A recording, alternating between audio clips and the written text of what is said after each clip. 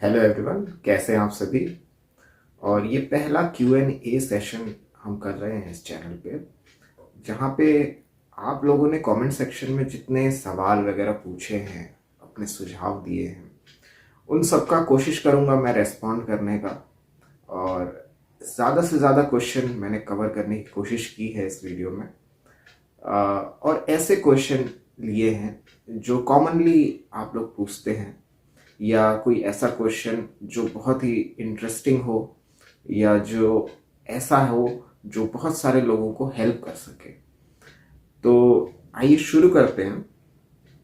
सबसे पहले डॉक्टर कौशिक रावल जी हैं।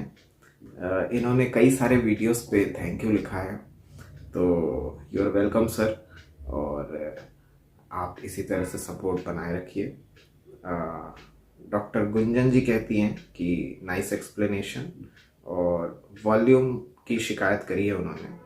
तो अब देखिए, वॉल्यूम को लेके और साउंड क्वालिटी को लेके मैं आप सभी से थोड़ी माफ़ी चाहूँगा, क्योंकि मैं भी अभी वीडियो बनाना सीख ही रहा हूँ, और मेरा कोई ऐसा स्टूडियो सेटिंग नहीं है। कई बार घर पे, जैसे अभी ये वीडियो घर पे रिकॉर्ड हो रहा है, और कई बार क्लिनिक पे शूट करता हूँ, तो वहाँ पर क्या है कि काफ़ी डिस्टरबेंस होता है। क्लिनिक पर थोड़ा ज़्यादा है, क्योंकि वहाँ पर ट्रैफिक है और आसपास से नॉइस आते रहता है। तो फिर भी कोशिश करता हूँ कि जितनी इम्प्रूव कर सकूँ वॉइस क्वालिटी उतनी करते हैं। तो आप लोगों से मैंने बार बार ये सजेशन दिया है, वीडियो जब भी कोई मेरा शुरू होता है तो उसके स्टार्टिंग में भी एक मैसेज फ्लैश मैं करता हूँ कि आप लोग हेडफोन्स का इस्तेमाल करें, ज़्यादा बेहतर उसमें ऑडियो आता है। मतलब उसमें मेरी आवाज़ आपको ज़्यादा बेहतर ढंग से सुनाई देगी अगर आप हेडफोन्स का इस्तेमाल करेंगे। तो प्लीज़ वो करिए। और विथ टाइम मैंने कोशिश किया है, अगर आप पुराने वीडियोस के कंपैरिजन में अभी का वीडियो देखेंगे तो साउंड क्वालिटी को काफ़ी मैंने पहले से बेहतर करने की कोशिश की है। तो आगे और बेहतर करूँगा मैं, ये मैं आपसे प्रॉमिस करता हूँ। सो अब आगे बढ़ते हैं। अंशुल सचान हैं। इन्होंने लिखा है कि कई बार पेशेंट बोलता है कि डॉक्टर साहब अच्छी दवा देना जिससे कि मैं जल्दी ठीक हो जाऊं, तो इसमें क्या रूब्रिक बनेगा। तो अब देखिए, ये इस तरह के क्वेश्चंस काफ़ी सारे लोग करते हैं कि इसको रूब्रिक में कन्वर्ट करिए, और ये ठीक है। मैं लिटरल ट्रांसलेशन कर देता हूँ। मतलब रूब्रिक को मैं आपने जैसा बोला है उसको अगर ट्रांसलेट करें कि अच्छी दवा देना और जल्दी ठीक हो जाऊं, और ये तो ये कैरी डिज़ायर फास्ट है, या इसको आप बिजनेस टॉक्स भी बोल सकते हैं। लेकिन ना, अब इसमें प्रॉब्लम क्या है कि अगर मैं आपको ये रूब्रिक बता रहा हूँ तो ये आपने जो वर्जन मेरे को बताया है मैं उस पर रूब्रिक बता रहा हूँ। अगर मैं उस पेशेंट को सामने से देखूं, या कोई और डॉक्टर सामने से देखे, तो हो सकता है वो कोई अलग रूब्रिक बनाए, क्योंकि पेशेंट का हाव भाव कैसा है, वो कह क्या रहा है ठीक है, पर मैंने कई बार बताया कि वो कैसे कह रहा है ये भी बहुत ज़रूरी होता है। तो यहाँ पे कुछ और भी हो सकता है रूब्रिक आ जाए। तो इसीलिए दूसरे लोगों के केसेस को अक्सर जो डॉक्टर्स होते हैं ना, खासतौर पे जैसे बहुत सीनियर डॉक्टर्स हैं, वो भी कहते हैं ये कि हम सॉल्व नहीं करते दूसरों के केसेस को। वो इसलिए नहीं करते क्योंकि अक्सर इसमें मिस्टेक होने के चांसेस होते हैं, क्योंकि वो किसी दूसरे का इंटरप्रिटेशन होता है रादर देन पेशेंट को डायरेक्टली देखना। तो आप समझ सकते हैं इस चीज़ को। आई एम श्योर कि आपको आंसर मिला होगा। इसमें बहुत सारे क्वेश्चंस ऐसे हैं जिनका आंसर मैंने ऑलरेडी कमेंट सेक्शन में दिया हुआ है, बट फिर भी मैं कमेंट सेक्शन में अक्सर डिटेल में रिप्लाई देने की कोशिश करता हूँ। बट फिर भी मैंने यहाँ पे इन क्वेश्चंस को इंक्लूड किया है ताकि बहुत सारे लोगों तक ये आंसर्स जो हैं, जो कमेंट्स में नहीं जो देख पाए हैं, उन तक भी ये जवाब जो है वो पहुँचे। बहुत सारे लोग पूछते हैं कि सहगल सर की बुक कहाँ से मिल सकती है। तो जो सहगल सर की जो ROH सीरीज आती है, यानी रीडिस्कवरी ऑफ होम्योपैथी जो आती है, तो वो जो बुक है ना, वो IBPP जो Indian book and periodical publishers हैं, उनकी ऑफिशियल वेबसाइट पर आप जाइए, गूगल पे सिंपली सर्च करिएगा कि IBPP की जो वेबसाइट है उस पर जाइए, और ये मैंने इम्प्रेशनेबल वाला सॉरी, ये मैंने रेवरेंस वाले वीडियो में बताया हुआ है। किसी डॉक्टर ने मेरे से पूछा था, तो मैंने वहाँ पे पूरा डिटेल में रेवरेंस और जो वेनरेशन वाला जो वीडियो है ना, उसके कमेंट्स में मैंने ये पूरा डिटेल में दिया है। तो वहाँ पे भी आप जाके पूरा लिंक वगैरह वो सब पढ़ सकते हैं। डॉक्टर प्रवीण डोंगरे जी बोलते हैं कि शानदार, हर छोटे छोटे एस्पेक्ट को बहुत बढ़िया एक्सप्लेन किया है आपने। रिक्वेस्ट है कि जैसे ये रूब्रिक आपने लिया वैसे दूसरे रूब्रिक और अलग अलग लें। ये इन्होंने बिजनेस टॉक्स ऑफ वाले वीडियो पर कमेंट किया है। बिजनेस टॉक्स ऑफ वाला जो वीडियो था उसको बनाने में बहुत समय लगा था। वो लगभग 1 घंटे का वीडियो है। और अक्सर क्या होता है कि YouTube पे हमारा अटेंशन स्पैन इतना नहीं होता, मतलब एज अ व्यूअर हम वीडियो को पूरा नहीं देखते। ये जो अभी Q&A भी हम कर रहे हैं, इसको भी बहुत सारे लोग पूरा नहीं देखेंगे, क्योंकि अक्सर ये चीज़ें बोरिंग हो जाती हैं कई बार, या आप ऐसा कहिए कि सोशल मीडिया के टाइम पे हम कंटेंट को पूरा नहीं देखते, स्किप करके देखते हैं, फास्ट फॉरवर्ड करके देखते हैं, या बीच में छोड़ भी देते हैं। तो अब जैसे 1 घंटे का वीडियो है, उस पर काफ़ी मेहनत किया, लेकिन उस वीडियो को भी बहुत सारे लोगों ने पूरा नहीं देखा है। ये हमको पता चलते रहता है एज अ क्रिएटर कि कितना देखा जा रहा है उस वीडियो को। तो या बहुत बार लोगों ने बीच में से उसको देखा या ये किया, तो इसमें मेहनत लगती है, और जब उसके बाद उस वीडियो को पूरा रेस्पॉन्स नहीं मिलता है तो काफ़ी उसमें दुख होता है फिर। पर फिर भी जिन लोगों ने भी देखा है उनको बेनिफिट हुआ होगा। तो ऐसे वीडियोस बना पाना काफ़ी टाइम कंज्यूमिंग है, कठिन है, पर फिर भी मैं फ्यूचर में कोशिश करूँगा इस तरह की वीडियोस को बनाने का। बहुत फ्रीक्वेंटली तो नहीं, but once in a while मेरी ये कोशिश रहेगी। पर इसके साथ ही साथ में आप लोगों की भी मेहनत इसमें ज़रूरी है कि आप लोग भी साथ ही साथ में स्टडी करते रहें, सेल्फ स्टडी करते रहें। जैसे मैंने बिजनेस टॉक समझा दिया आप लोगों को अलग अलग रेमेडी के एस्पेक्ट में अपने क्लिनिक्स के एग्जाम्पल से, उसमें भी मैंने सारी दवाइयाँ कवर नहीं करी, क्योंकि बहुत सारी उसमें दवाइयाँ हैं जिनकी नॉलेज मुझे भी कम है, या कुछ उसमें ऐसी दवाइयाँ हैं जिनको अलग से समझाने की ज़रूरत है एक सेपरेट वीडियो में। तो हर चीज़ इस प्लेटफॉर्म पे एक ही वीडियो के अंदर भी कई बार समझा पाना कठिन होता है। तो पर आप लोगों का एप्रिसिएशन है, आप लोगों का प्यार है, जो आप लोग इसी तरह से देते रहिए, और मैं कोशिश करूँगा और इसी तरह का कंटेंट लाते रहने का।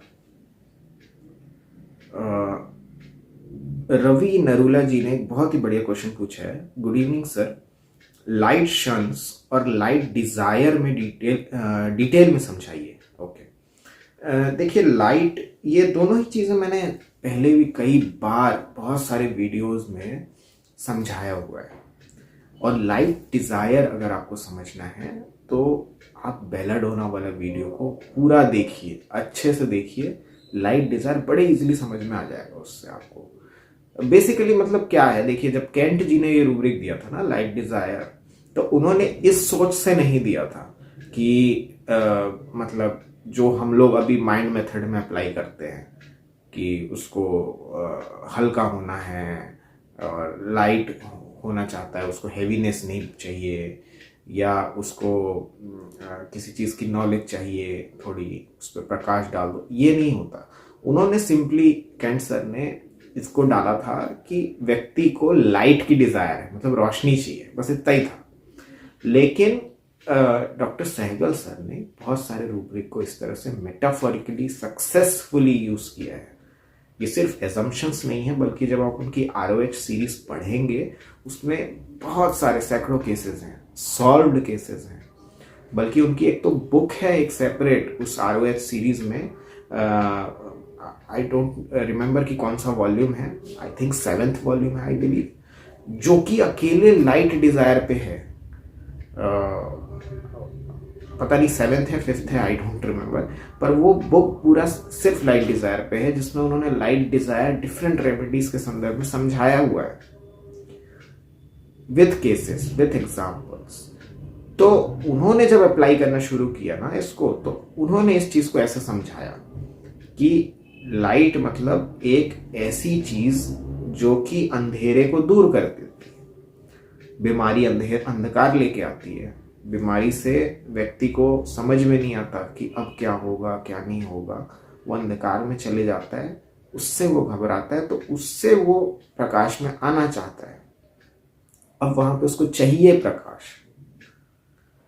बहुत सारे लोग इस चीज को एक ऐसा चाहते हैं कि अरे मेरे को ये सब चीज चाहिए ही नहीं, मेरे को हल्का रहना है, आराम से रहना है, लाइट मूड में रहना है, या मेरे को ये सब इतना ज़्यादा टेंशन वेंशन चाहिए नहीं। ठीक है, तो वो भी एक तरह से लाइट डिज़ायर है।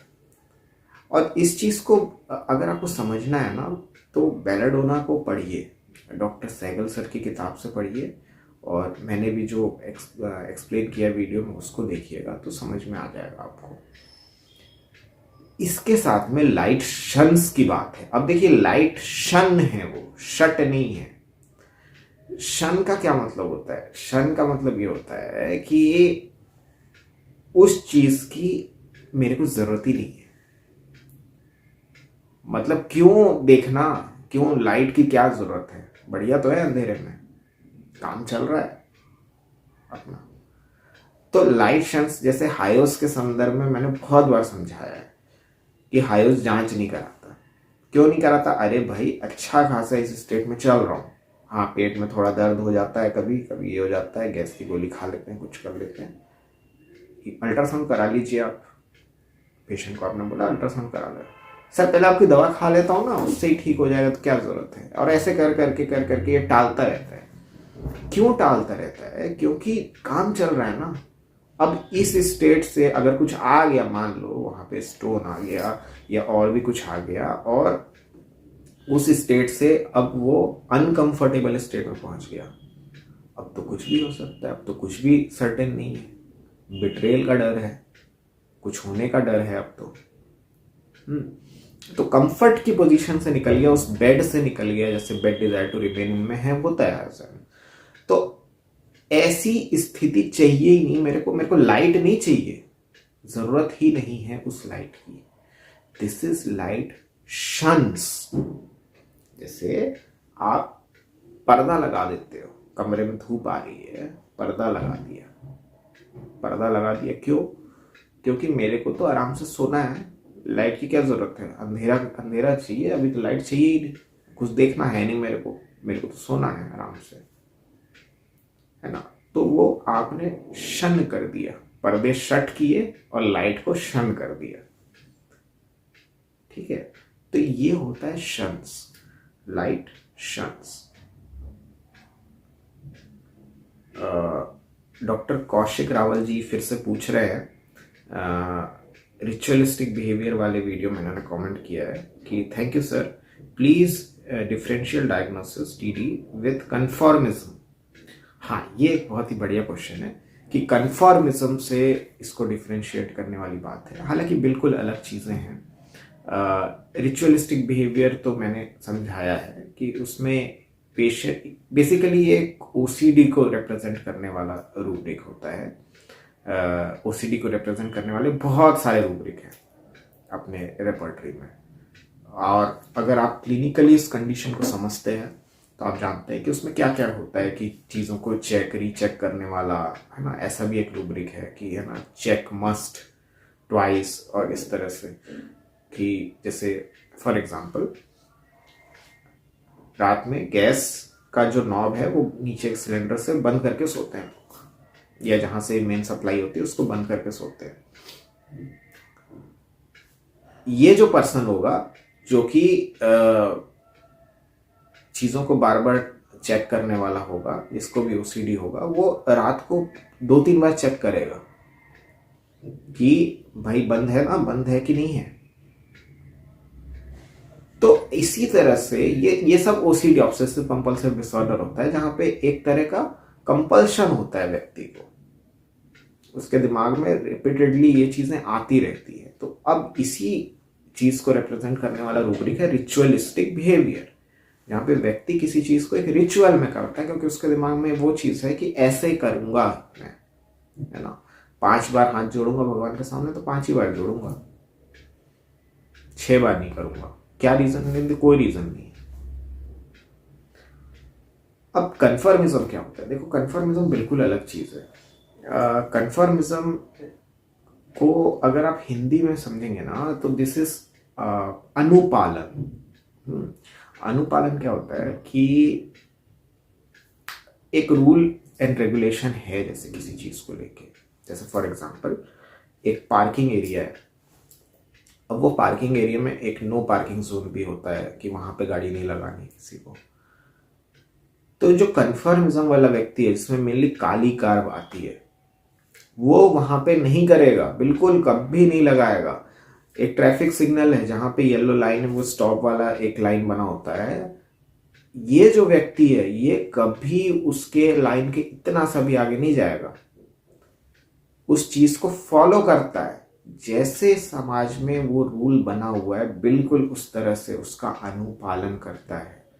और काली कार साथ में करवाता भी है दूसरे से, अपने बच्चों को बोलेगा। उसके दिमाग में अगर एक चीज है कि हाँ बच्चों को रात में 10 बजे बाद फोन नहीं चलाना चाहिए, तो नहीं चलाने देगा वो। फिर उसने इतना स्ट्रिक्ट वो रूल को फॉलो करवाएगा। सेम चीज टीचिंग में होती है कि जैसे एक काली कार का टीचर है तो वो चीजों को एक पर्टिकुलर सेट ऑफ वे में ही सिखाता है। कोई व्यक्ति अगर आर्टिस्टिक तरीके से उस सेम चीज को, एक मैथमेटिक्स का मान लो प्रॉब्लम है, एक व्यक्ति, एक स्टूडेंट ने उस चीज को दूसरे तरह से सॉल्व करने की कोशिश करी, तो ये जो है ना, ये काली कार जो है, ये बोलेगा कि नहीं ऐसे ही होता है, ये मेथड गलत है, ये जो तुम करके लाए, ये मेथड फॉलो नहीं करना है, इसका तो यही मेथड है जो मैंने समझाया है। क्योंकि वो उसके हिसाब से वही चीज तो सही है, वही उसका कन्फर्मिज्म है, वो उस चीज को अनुपालन हर बार करेगा। तो काली कार क्या होता है ना, चीजों को बहुत ब्लैक एंड व्हाइट तरीके से देखता है, ग्रे होता नहीं है। बीच का जो ग्रे होना चाहिए ना, जैसे एडजस्ट करने वाली बात होती है, एडजस्टमेंट नहीं होता उससे, चेंज एवर्जन टू। और एक घर का एक ऐसा बुजुर्ग, आप उसको इमेजिन करिए, चाहे बच्चा भी हो, जो बोलेगा कि नहीं ये रूल ऐसा है तो है ना। अगर तुमको फोन नहीं चलाना है तो नहीं चलाना है। फिर क्यों? क्योंकि उसको साथ में केयर भी होती है उसकी। वो घर का जो भी बच्चा है उसका, अब एक छोटा बच्चा है, अब उसने देखा, उसको समझ है इस चीज की कि मान लो कि है ना, फादर को टाइम से ये दवा देनी है, तो उसके फादर उस टाइम पे बोल रहे कि हाँ मैं खा लूंगा ना, आधे घंटे बाद खा लूंगा दवाई, 1 घंटे बाद खा लूंगा। नहीं, अभी खाओ। क्योंकि उसको क्या होता है, उसको इम्पेशंस होता है अबाउट हिज चिल्ड्रन, और केयर होता है वहां पे। केयर मतलब, केयर अकेले चिंता नहीं होती है, एंजाइटी नहीं होती है। केयर और एंजाइटी में बहुत अंतर होता है। केयर में आप एक्चुअल में उस व्यक्ति के लिए कुछ करते हो। तो काली कार्ब का जो ये जो चीज है ना, ये कन्फर्मिज्म वाली जो बात हम करते हैं, वो क्यों आती है? क्योंकि वो केयर है, वो इम्पेशंस है, उसको लेके एक अधीरता है कि ये ऐसे क्यों नहीं कर रहा मेरा बच्चा, मेरे हिसाब से क्यों नहीं कर रहा, जो मेरा रूल्स एंड रेगुलेशन है, जो मैंने एक स्ट्रिक्ट वे में बोल रखा है, ऐसा क्यों नहीं कर रहा ये। तो वो करवाता है, खुद भी करता है। Fights with his bread and butter वाला लाइन आपने पढ़ा होगा बहुत बार काली कार में। तो कौन लड़ता है भाई अपने ब्रेड बटर से, अपनी नौकरी से और ये सब चीजों से? कौन लड़ेगा? क्यों लड़ेगा? क्योंकि जब उसको उसका वो अधिकार नहीं मिल रहा जो रूल्स एंड रेगुलेशन के हिसाब से उसको मिलना चाहिए, जब नहीं दे रहा, सामने वाला बॉस नहीं दे रहा, कोई आ जाए, एकदम कंपनी का प्रेसिडेंट आ जाए, कोई भी आ जाए, तो वो अपनी बात रखेगा, बोलेगा कि ये देखो ये नियम है तो है। तो इसीलिए ना आप देखोगे काली कार आर्टिस्टिक एबिलिटी के अंदर नहीं है ना, कि मतलब ऐसे व्यक्ति आर्ट का एबिलिटी कैसे होगा ऐसे व्यक्ति के अंदर जो कि हर चीज को black and white, grey shade तो है ही नहीं, तो कलर्स की तो बात ही छोड़ दो ना। तो ये होता है उसका कन्फर्मिज्म, मतलब चीजों को नियम के अनुसार फॉलो करना। ठीक है, जो चीज जैसी है वैसी होनी चाहिए, उसके स्टैंडर्ड के हिसाब से होनी चाहिए, या जो एक्चुअल में जो नियम बने हुए हैं उसके हिसाब से होनी चाहिए। अनुपालन करना, दिस इज कन्फर्मिज्म। ये मतलब रेपर्टराइज वाला रूब्रिक नहीं है, ये बेसिकली दवा को समझने के लिए ये रूब्रिक बहुत ही बढ़िया है। किसी भी मेडिसिन को अगर आपको समझना है तो ऐसे कई सारे रूब्रिक होते हैं जिसके जरिए आप उस दवा को सिर्फ समझ सकते हैं, अच्छे से अप्लाई शायद ना करें, ठीक है। तो आई होप कि इसका आंसर मिला होगा आपको। प्रशांत कुंचाले जी बोलते हैं, आई होप कि मैंने मिस प्रोनाउंस नहीं किया हो, I am really sorry. Prashant ji कहते हैं कि please DD ritualistic and superstitious, thank you for sharing this knowledge sir. Okay, आपका बहुत बहुत वेलकम। देखिए, ये अगेन फिर है ना वही बात है, रिचुअलिस्टिक को मैंने समझाया हुआ है वीडियो में, वो वीडियो पूरा देखिए कि क्या चीज़ है। सुपरस्टिशियस भी मैंने समझाया हुआ है, नाइव, क्रेडुलस, सुपरस्टिशियस वाला एक अलग से वीडियो है। सुपरस्टिशियस के अंधविश्वास होता है ना, तो अंधविश्वास में कोई लॉजिक नहीं होता सुपरस्टिशियस में, कि उसने ना सर जब कुछ जादू टोना टाइप का कुछ किया था, उसके बाद से ही मैं बीमार रहने लगा। वो हींग खा ली थी सर एक बार, एक है ना किसी ने, मतलब मैं खाता तो हूँ नहीं सर, उसने डाल दिया तो खाने में, दाल में डाल दिया सर, उसके बाद से सर जो मेरा पेट गड़बड़ हुआ है वो सर है ना बड़ा परेशान करता है मुझे। तो लॉजिक नहीं होता बेसिकली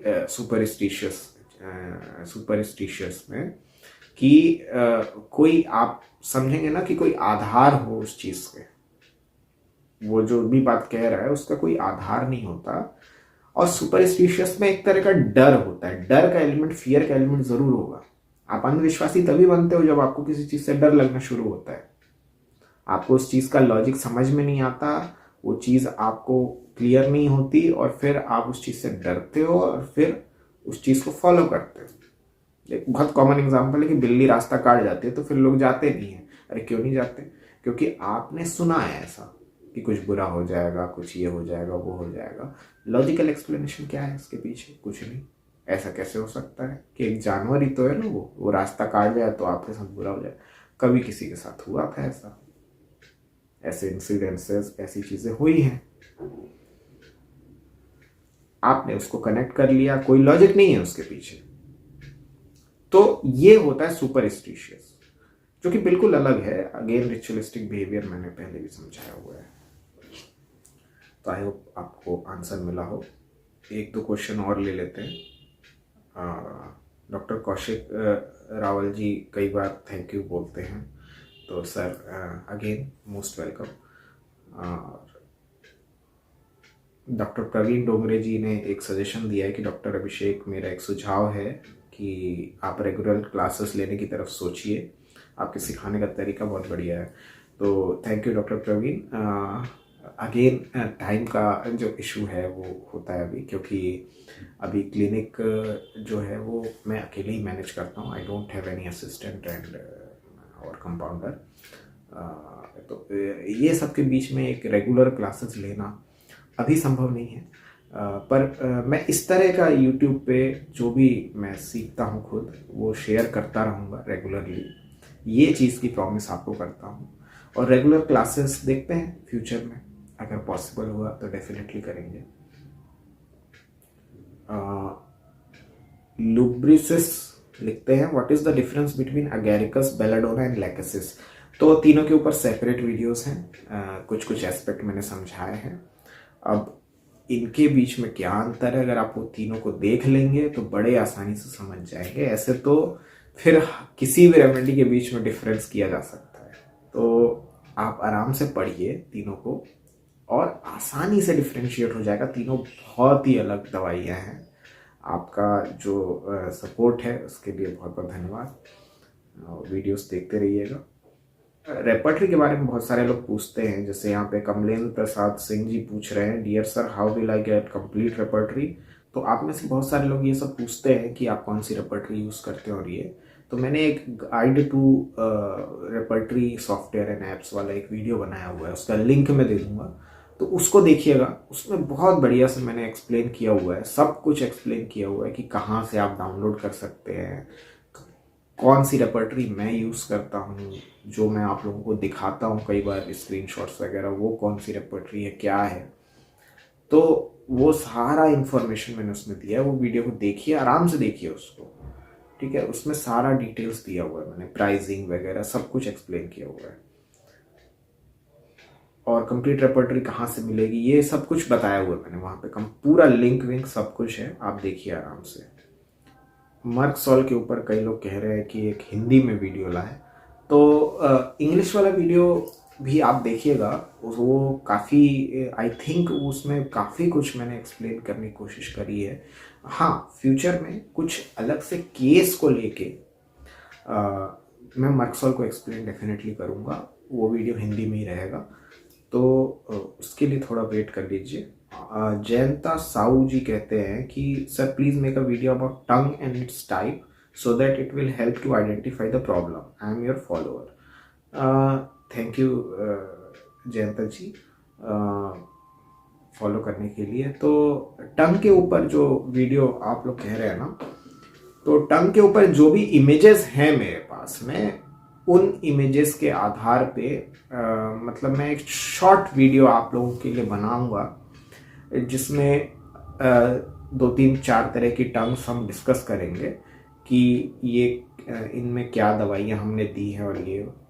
पर ये मैं ऐसा नहीं चाह रहा था कि इस वीडियो में कोई मैं बाहर से इमेज लूँ, इंटरनेट से कोई डाउनलोड करके या ऐसा। मैं ये चाह रहा था कि ये वीडियो में मैं जो क्लिनिक पे जो मेरे पास केसेस आए हैं और उनके जिनके मैंने टंग के फोटोज खींचे हैं डिफरेंट टाइप्स ऑफ, वही मैं आप लोगों को दिखाऊं फॉर ऑथेंटिसिटी, कि ऑथेंटिक रहे वो चीज़।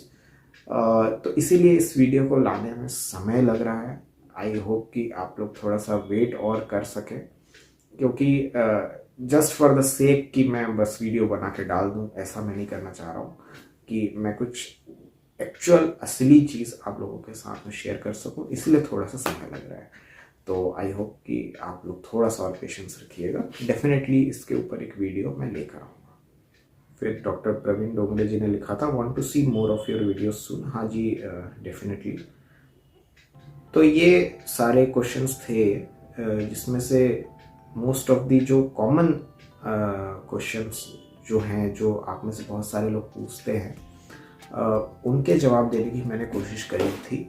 और आप बताइएगा कि आपको ये Q&A सेशन कैसा लगा। थोड़ा बड़ा वीडियो हो गया होगा, लेकिन मैंने कोशिश किया ज़्यादा से ज़्यादा लोगों के आंसर्स देने का। और अगर अच्छा लगा होगा तो फ्यूचर में और इस तरह का सेशन जो है वो हम करेंगे, और इस बीच में और वीडियोस मैं आपके लिए रेगुलरली लाऊंगा। तो आपका सपोर्ट बनाए रखें, आपका प्यार बनाए रखें। वीडियोस देखिए, लाइक करिए, सब्सक्राइब करिए, और जो भी आपके सुझाव हों, अगर इस वीडियो में मैं आपका क्वेश्चन नहीं ले पाया हूँ तो भी आप चिंता मत करिए, मैं कमेंट सेक्शन में उसका डेफिनेटली जवाब देता हूँ, और कोशिश करूँगा नेक्स्ट टाइम इंक्लूड भी करने का वीडियो में।